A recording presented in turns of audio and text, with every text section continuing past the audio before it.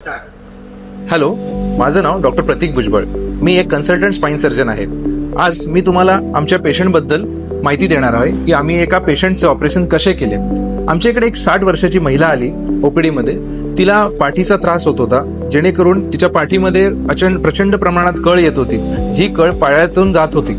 तर त्या संदर्भात आपण त्यांना एक MRI करायला सांगितला. आज तो MRI आपल्या समोर आहे. त्या MRI मध्ये तुम्ही दिसेल तुम्हाला की एक मणक्यांमध्ये विशिष्ट प्रकारचं इन्फेक्शन दिसत आहे. तुम्ही जर पाहत असाल तर हे 2 मणके जे आहेत ते इतर मणक्यांपेक्षा वेगळे दिसत आहेत. या मणक्यांमध्ये झीज झाली आहे, जी झीज एका प्रकारच्या इन्फेक्शनमुळे झालेली आहे. तर त्याच्यामुळे काय होत आहे की हे मागची जी नस आहे त्याच्यावर दबाव होत आहे. तर आपण त्यांना या संदर्भात काय ट्रीटमेंट आहे त्यांना ऑपरेशन बद्दल आम्ही समजून सांगितले.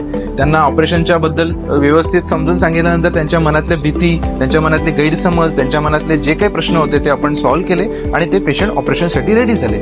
आज आपण त्यांचं ऑपरेशन केलं. आता त्यांचं ऑपरेशन केल्यानंतर आपण त्यांचं ऑपरेशन कसं केलं हे थोडक्यात जाणून घेऊया आपण. त्याच्यामध्ये आपण ह्या 2 मणक्यांमधली जी झीज झालेली आहे त्या मणक्यांच्या 2 लेवलवर आणि खाली आपण स्क्रू टाकले. स्क्रू टाकून त्या मणक्यांना आपण एक आधार दिला, बरोबर. त्या संदर्भात आणि त्याच विशिष्ट पण हे जे मणक्यातले जे इन्फेक्शन होतं विशिष्ट प्रकारचं ते इन्फेक्शन आपण काढले आणि इन्फेक्शन काढून तपासणीला पाठवले. आणि त्याचबरोबर आपण ही जी मागची नस दबली गेली होती जेणेकरून ती नस आम्ही मोकळी केली. आणि आता ते नस पूर्णपणे मोकळे झाल्यानंतर तुम्हाला पेशंटचं पुढचं भागात तुम्हाला पेशंटचं हालचाल कशी आहे, ऑपरेशन नंतरचं कसं आहे ते आपण सांगूया. आजच्यासाठी एवढंच. आपण आज तुम्हाला आमच्या या पेशंटच्या ऑपरेशन बद्दल आम्ही तुम्हाला एक माहिती दिली.